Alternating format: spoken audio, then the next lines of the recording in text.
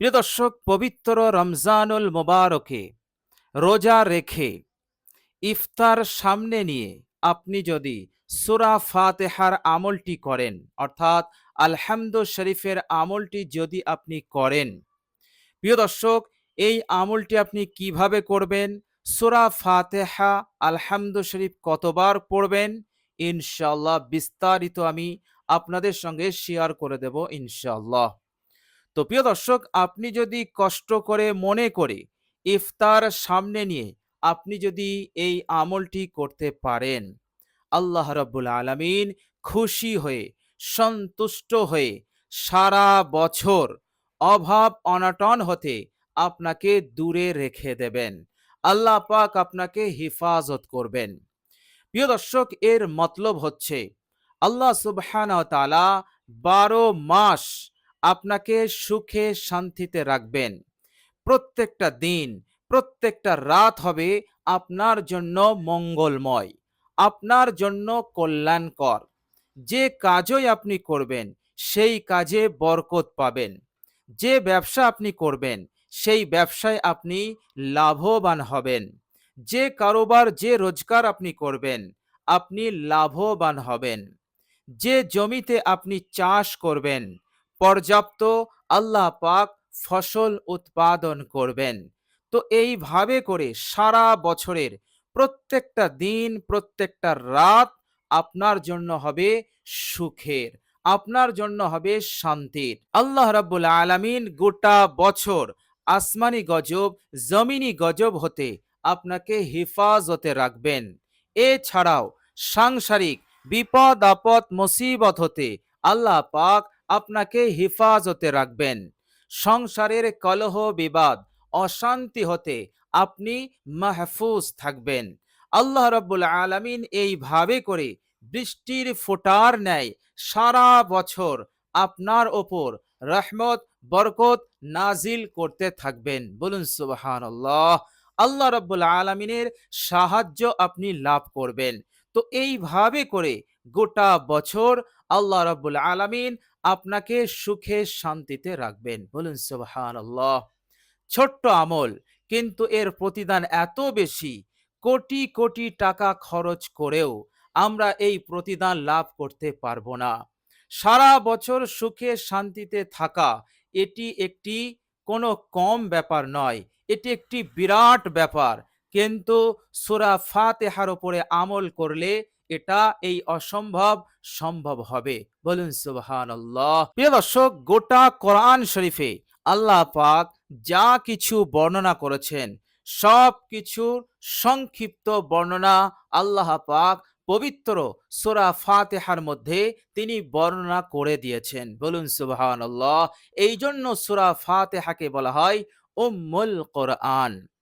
প্রিয় দর্শক, সূরা ফাতিহা এমন একটি সূরা, বিশ্বনবী সাল্লাল্লাহু আলাইহি ওয়াসাল্লাম বলেছেন সূরা ফাতিহা হচ্ছে প্রত্যেকটা রোগের শেফা, প্রত্যেকটা রোগের আরোগ্য।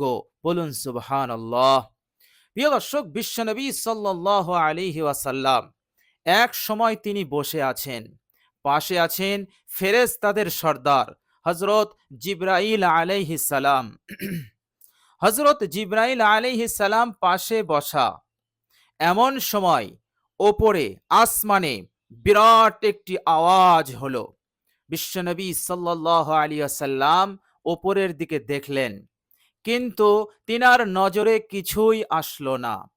হযরত জিবরাইল আলাইহিস সালাম ফেরেশতা, তিনি বসে আছেন। তিনি বললেন, ইয়া রাসূলুল্লাহ, আপনি যে আওয়াজটি শুনলেন এটি হচ্ছে আসমানের একটি দরজা খোলা হলো। সেই খোলার আওয়াজ আপনি শুনতে পেয়েছেন। পৃথিবীর কেহই শুনতে পায়নি, কিন্তু আপনি শুনতে পেয়েছেন। ইয়া রাসূলুল্লাহ, আসমানের এই দরজা আজ পর্যন্ত কোনোদিন খোলা হয়নি, কিন্তু আজকে খোলা হয়েছে।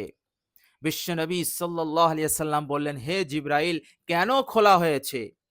হযরত জিবরাইল আলাইহিস সালাম বললেন, ইয়া রাসূলুল্লাহ, আজকে এই দরজা হতে একটি ফেরেশতা জমিনের বুকে অবতরণ করেছে। আর এই ফেরেশতা এমন ফেরেশতা, এর পূর্বে এই জমিনের বুকে কখনো কোনোদিন অবতীর্ণ হয়নি। এমন এক ফেরেশতা ওই দরজা হতে জমিনের বুকে অবতরণ করেছে। রাসূলুল্লাহ সাল্লাল্লাহু আলাইহি ওয়াসাল্লাম বললেন, কেন? হযরত জিবরাইল আলাইহিস সালাম বললেন, ইয়া রাসূলুল্লাহ, এই ফেরেশতা এসে আপনাকে সুসংবাদ দেবেন, সে আপনার কাছেই এসে গেছে। সেই ফেরেশতা এসে আল্লাহর নবী সাল্লাল্লাহু আলাইহি ওয়াসাল্লামের সম্মুখে প্রকাশমান হলেন। এরপর তিনি সালাম দিলেন। আল্লাহর নবী সাল্লাল্লাহু আলাইহি ওয়াসাল্লাম সালামের জবাব দিলেন। বলুন সুবহানাল্লাহ। এরপর সেই ফেরেশতা বললেন, ইয়া রাসূলুল্লাহ, আল্লাহ রাব্বুল আলামিন আপনার জন্য দুটি নূর দান করেছেন, দুটি নূর। এই দুটি নূর আপনার পূর্বে কোন নবীকে, কোন রসুলকে, কোন পয়গম্বরকে দেওয়া হয়নি। হযরত আদম আলাইহিস সালাম, হযরত নূহ আলাইহিস সালাম, হযরত ইব্রাহিম আলাইহিস সালাম, এভাবে করে হযরত ইউসুফ আলাইহিস সালাম, যত বড় বড় নবী, হযরত মূসা আলাইহিস সালাম, এই সমস্ত যত বড় বড় নবী পয়গম্বর আপনার পূর্বে এসেছিলেন, তাদের ওপর এই দুটি নূর নাজিল হয়নি। আপনিই প্রথম মানব, প্রথম সত্তা, প্রথম পয়গম্বর, যা আপনার ওপর আল্লাহ রাব্বুল আলামিন এই দুটি নূর নাজিল করেছেন। এরপর সেই ফেরেশতা বললেন, ইয়া রাসূলুল্লাহ, সেই দুটি নূরের মধ্যে এক নম্বর হচ্ছে সূরাতুল ফাতিহা। বলুন সুবহানাল্লাহ। আরেকটি নূর হচ্ছে সূরা বাকারার শেষ দুটি আয়াত। এই দুটি নূর আল্লাহ পাক আপনাকে খাস করে, বিশেষ করে দান করেছেন। সুতরাং আপনি যদি সূরা ফাতিহা এবং সূরা বাকারার শেষ দুটি আয়াত আপনি যদি পড়েন, তো আল্লাহ রাব্বুল আলামিন আপনার দোয়া কবুল করবেন, আপনার আমল কবুল করবেন। বলুন সুবহানাল্লাহ। প্রিয় দর্শক, এই হাদিসের ব্যাখ্যাতে লেখা হয়েছে যে দুটি নূর এর মতলব হচ্ছে, যে ব্যক্তি সূরা ফাতিহা তেলাওয়াত করবে আর সূরা বাকারার শেষ দুটি আয়াত তেলাওয়াত করবে, তো এই দুটি নূর কাল কিয়ামতের মাঠে তার সম্মুখে থাকবে। বলুন সুবহানাল্লাহ।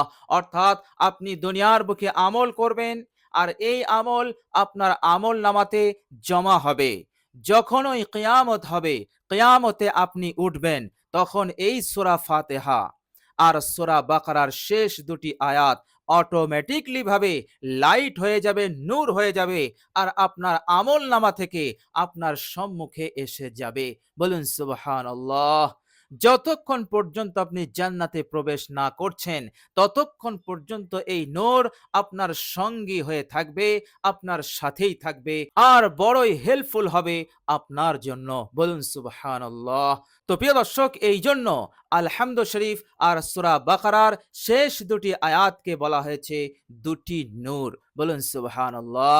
আর বলা হলো, আপনি যে আয়াতটি পড়বেন, যে অক্ষরটি পড়বেন, যে লাইনটা আপনি পড়বেন, সেটা আল্লাহ রাব্বুল আলামিনের দরবারে সাথে সাথে কবুল হয়ে যাবে। বলুন সুবহানাল্লাহ। প্রিয় দর্শক, আলহামদু শরীফের মধ্যে দোয়াও আছে। আলহামদু শরীফের মধ্যে আল্লাহ রাব্বুল আলামিনের প্রশংসা আছে, আল্লাহ রাব্বুল আলামিনের মহত্ব বড়ত্বের কথা লেখা আছে। আলহামদু শরীফের মধ্যে আপনার সেই দোয়া, আপনার সেই কামনা আছে, যে দোয়া, যে কামনা ইহকাল এবং পরকালে মঙ্গল এনে দেবে। ইহকাল এবং পরকালে আপনি সফল হবেন। বলুন সুবহানাল্লাহ। তো প্রিয় দর্শক, সূরা ফাতিহা খুবই মূল্যবান, খুবই বরকতপূর্ণ একটি সূরা।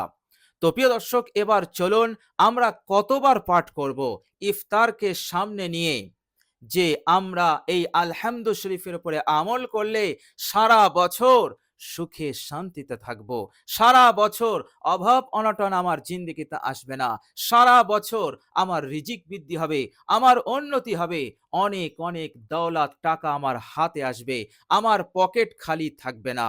প্রিয় দর্শক, আপনি যদি এই আমলটি করেন, ইনশাল্লাহ ভরসা রাখুন, আস্থা রাখুন, আপনি সারা বছর গরিব হবেন না, সদা সর্বদা আপনার কাছে পর্যাপ্ত টাকা পয়সা থাকবে, পর্যাপ্ত ধন দৌলত থাকবেই থাকবে ইনশাআল্লাহ। তো প্রিয় দর্শক, চলুন এবার আমরা আমলটি জেনে নেই কিভাবে আমরা করব। প্রিয় দর্শক, ইফতার সামনে নিয়ে আপনি সর্বপ্রথম দরুদ শরীফ পাঠ করবেন। বিশ্বনবী সাল্লাল্লাহু আলাইহি ওয়াসাল্লামের উপর দরুদ শরীফ পাঠ করবেন, একবার পাঠ করবেন। আর দরুদ শরীফটি হবে দরুদে ইব্রাহিম। আল্লাহুম্মা সাল্লি আলা মুহাম্মাদিন ওয়া আলা আলি মুহাম্মাদ কামা সাল্লাইতা আলা ইব্রাহিমা ওয়া আলা আলি ইব্রাহিমা ইন্নাকা হামিদুম মাজিদ। আল্লাহুম্মা বারিক আলা মুহাম্মাদিন ওয়া আলা আলি মুহাম্মাদ কামা বারাকতা আলা ইব্রাহিমা ওয়া আলা আলি ইব্রাহিমা ইন্নাকা হামিদুম মাজিদ। প্রিয় দর্শক, একবার দরুদ শরীফ পাঠ হয়ে গেলে এবার আপনি আলহামদু শরীফ পাঠ করবেন। কতবার পাঠ করবেন? আপনি বিসমিল্লাহ সহ আপনি মাত্র ৭ বার পাঠ করবেন। ৭ বার আপনি আলহামদু শরীফটি পাঠ করবেন। প্রিয় দর্শক, আলহামদু শরীফটি আমি একবার আপনাদেরকে পড়ে শোনাচ্ছি। পারলে আপনারা আমার সঙ্গে পড়ুন। ইনশাআল্লাহ অনেকটা সহি শুদ্ধভাবে আপনারা আমলটি করতে পারবেন। আউযু বিল্লাহি মিনাশ শাইতানির রাজীম। বিসমিল্লাহির রহমানির রহিম। আলহামদুলিল্লাহি রাব্বিল আলামিন। আর রহমানির রহিম। মালিকি ইয়াউমিদ্দিন। ইয়্যাকা না'বুদু ওয়া ইয়্যাকা নাস্তাঈন। ইহদিনাস সিরাতাল মুস্তাকিম। সিরাতাল্লাযীনা আন'আমতা আলাইহিম গায়রিল মাগদুবি আলাইহিম ওয়ালাদ-দাল্লিন। পড়া হয়ে গেল। আবার বিসমিল্লাহ পড়ে আপনি আলহামদু শরীফ শুরু করবেন। এইভাবে আপনি ৭ বার তেলাওয়াত করুন।